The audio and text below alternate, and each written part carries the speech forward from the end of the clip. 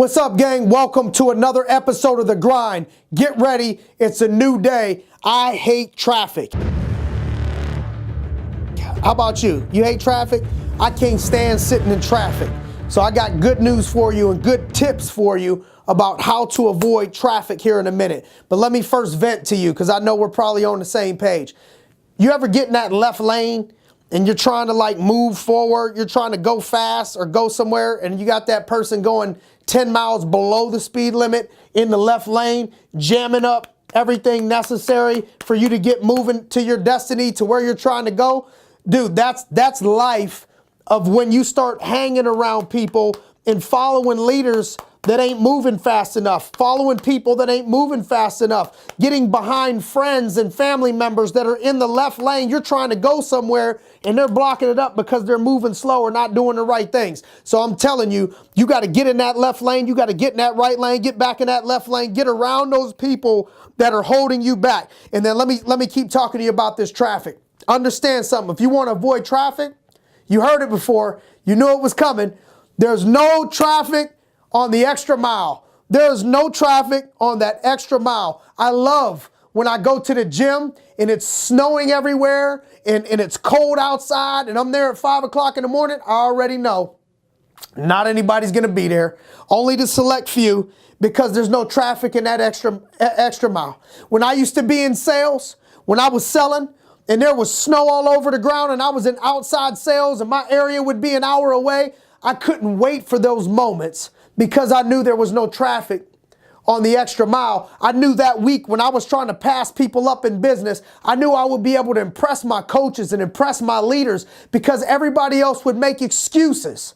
And I'd be able to come in with results because of the snow, because there's no traffic in that extra mile. And so I want you guys to keep reminding yourself that you got to go that extra mile to take yourself to the next level. Look for opportunities to do what others don't want to do. All I've been trying to instill into my children, into my goddaughter, I call her my daughter, is that life isn't about doing what we want to do. Life isn't about doing what we feel like doing. To go to the next level, you got to be able to do stuff that you don't feel like doing. And I'm down to rebuttal and contrast whoever wants to, because you hear mixed reviews. You got to love what you do. I could tell you so much. I love what I do right now, but there was parts in that process that I hated. There was parts of this process that I just absolutely couldn't stand. It brought me to my knees. It brought me to tears. It brought me to depression for a couple days. I had to go through some stuff I couldn't stand in order to get to the place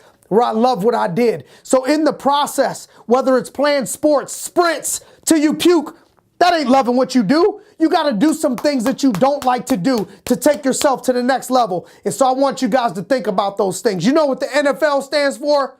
Not for long. 3.5 years is the average amount of time an NFL player is in the NFL. Not for long. Why? Because a lot of times people are all good. And if you want to keep distancing yourself, you have to go that extra mile. That's why so many times those 5th round, 6th round draft picks come out and they have great careers because they're playing with a chip on their shoulder. Antonio Brown for the Pittsburgh Steelers, one of the best wide receivers in the game right now, one day maybe of all time. Guess what? I heard he's one of the hardest workers as well. I heard he's one of the hardest workers. I heard the same thing about James Harrison. Tom Brady, my opinion, the greatest quarterback to ever play the game. 6th round draft pick, 40 years old, still playing with a chip on his shoulder. Guess who the rookies say is usually there first?